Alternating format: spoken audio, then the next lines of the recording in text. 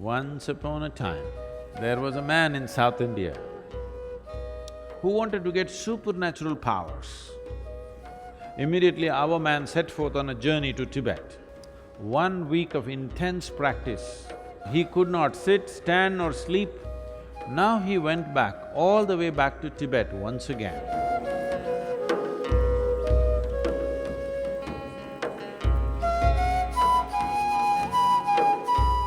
Many things in life seem to be romantic and magical. Right now, the flowers are blossoming in the jasmine plant out there. Such nice fragrance, looks magical, romantic. But there is a science and technology as to how to make it happen. Yes or no? One who knows what the plant needs and does the right thing, only he will have maximum flower and maximum fragrance, isn't it? Yes? So if you want flowers in your garden, what do? Flower, flower, flower, flower meditation.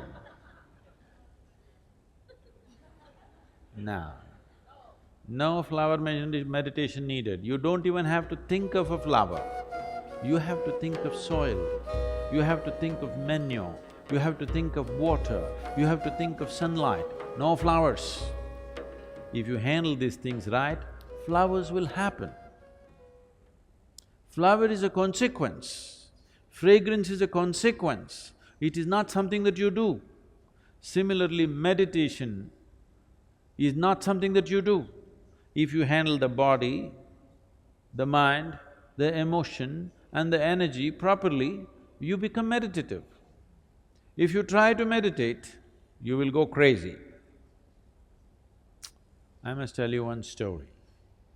Once upon a time,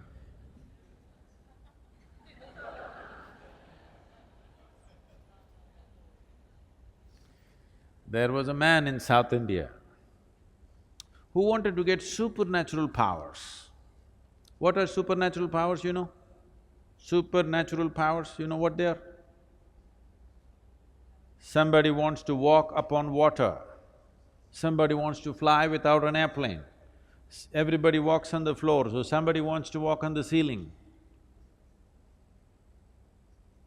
Essentially, circus, they want to do something that nobody can do.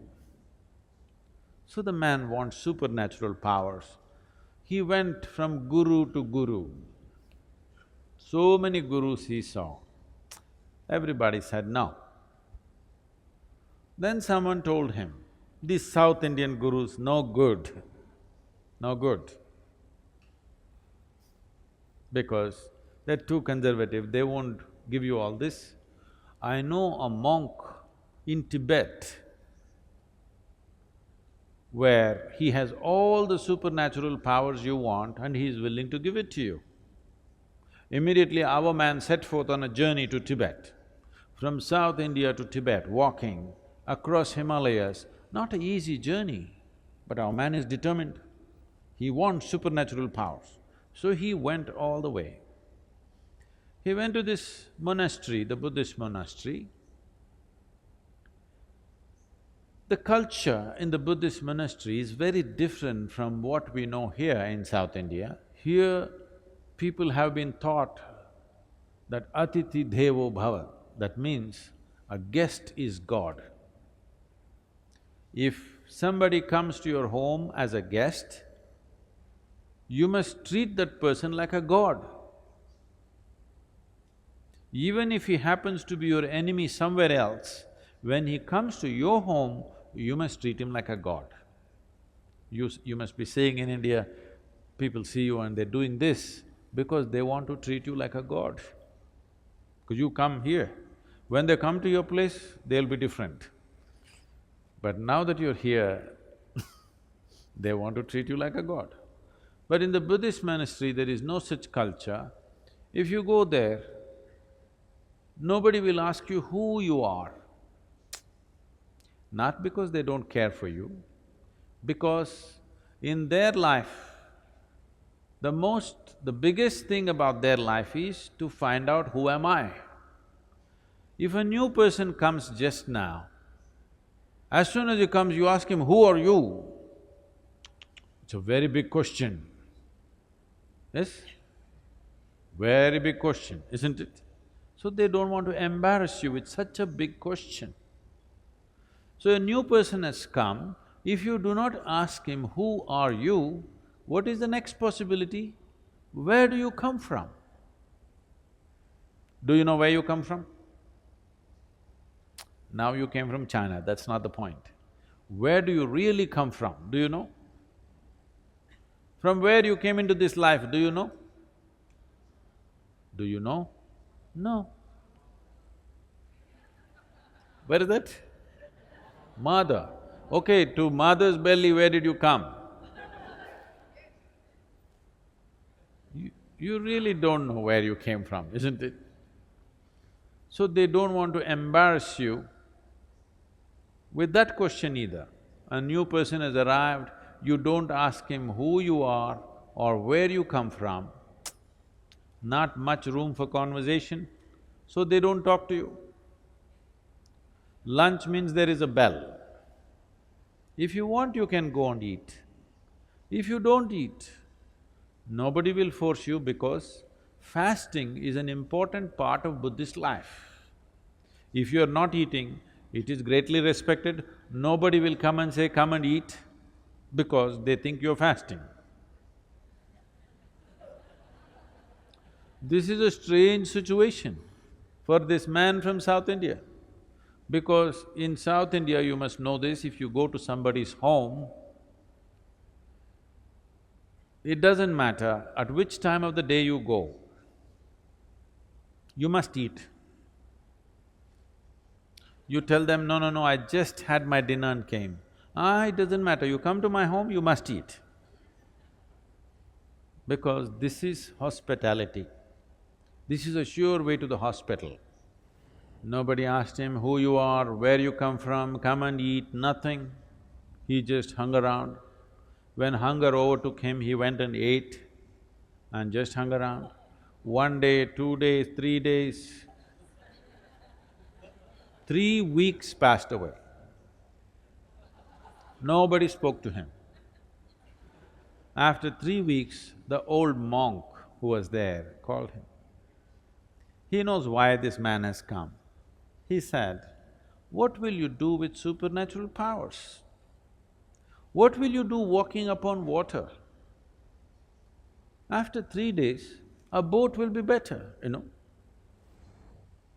I will teach you the way of meditation. With this you can live a fruitful life." Our man said, "No, no, no, no, I don't want your meditation. You think to learn meditation I have to come to Tibet? In India, we know every kind of meditation. Don't you forget, Gautama, the Buddha is an export from India."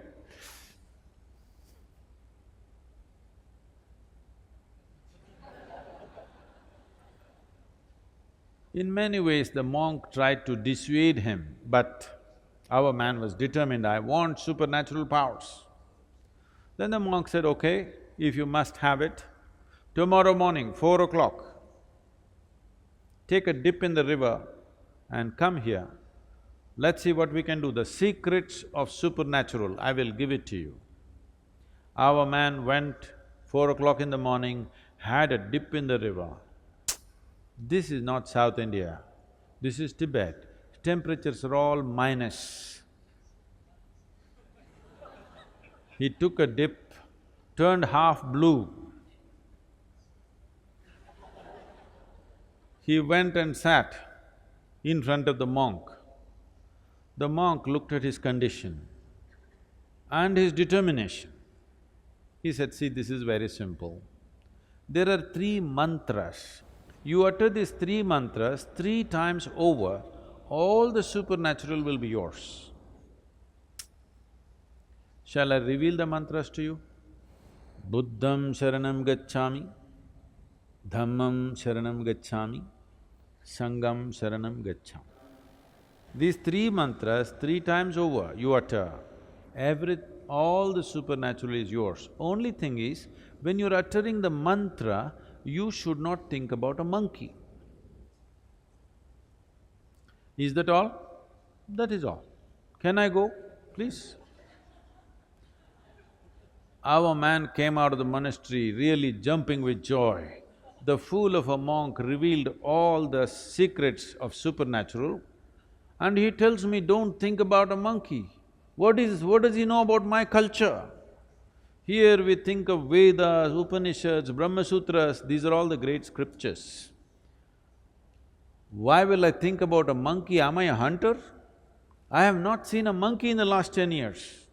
Like this, thinking about monkeys, he came down to the Indian part of Himalayas. There is a sacred river in India, you heard of this? He came down to the sacred river Ganga, had a dip in the river, sat down. Buddham, monkey. Monkey means another dip in the river. Sat down, Buddham, monkey, another dip in the river. Buddham, monkey, another dip in the river. In various yoga postures he tried. Bu means monkey comes. 1 week of intense practice, he came to your place, he does not have to do anything, only monkeys, inside monkeys, outside monkeys, a universe full of monkeys. Now, he could not sit, stand or sleep, monkeys everywhere, inside, outside, everywhere monkeys. Now he went back, all the way back to Tibet once again. He went to the monk and said, I don't want your supernatural powers, first relieve me from these monkeys.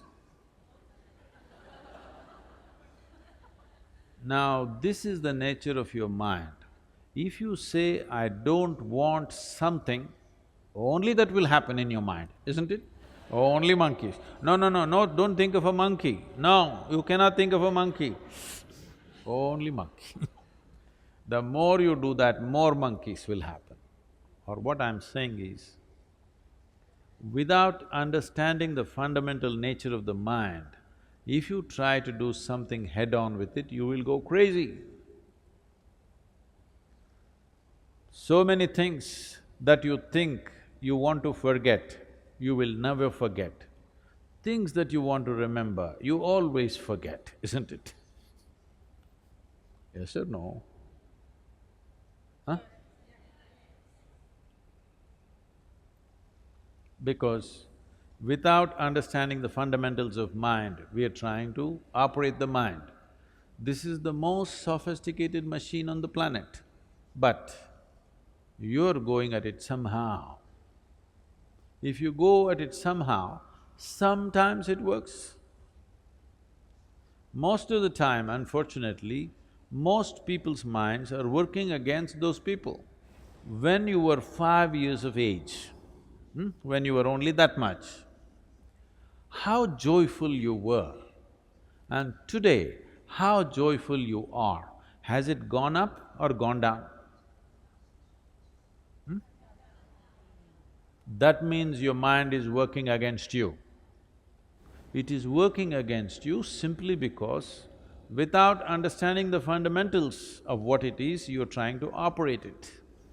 If you have a sharp knife, you must have a steady hand, yes? Yes or no? If you have a very sharp knife, you must have a very steady hand. Unsteady hand, you will either cut yourself or cut somebody. Yes or no? That's all that's happening right now. Once you became a human being, you have a sharp knife, no steady hand. That's why yoga, to create a very steady hand, so this sharp knife can be used the way we want, that it will not cut us all the time. Right now, all the misery that you see on the planet, all the human misery that is happening on this planet, where is the manufacturing unit? Shanghai? Where is the manufacturing unit? In your mind. Every kind of misery is manufactured only here. This should be manufacturing bliss for you, ecstasy for you, but it's manufacturing misery because there's no stable platform, it's all over the place. Once this mind begins to work for you, Once you are blissful by your own nature, there is no fear of suffering. Once you become like this within yourself, that your mind takes instructions from you, whatever happens, I will keep this blissful, this will become magic. This will become a fantastic instrument of well-being. Now you would like to explore the full depth and dimension of this life.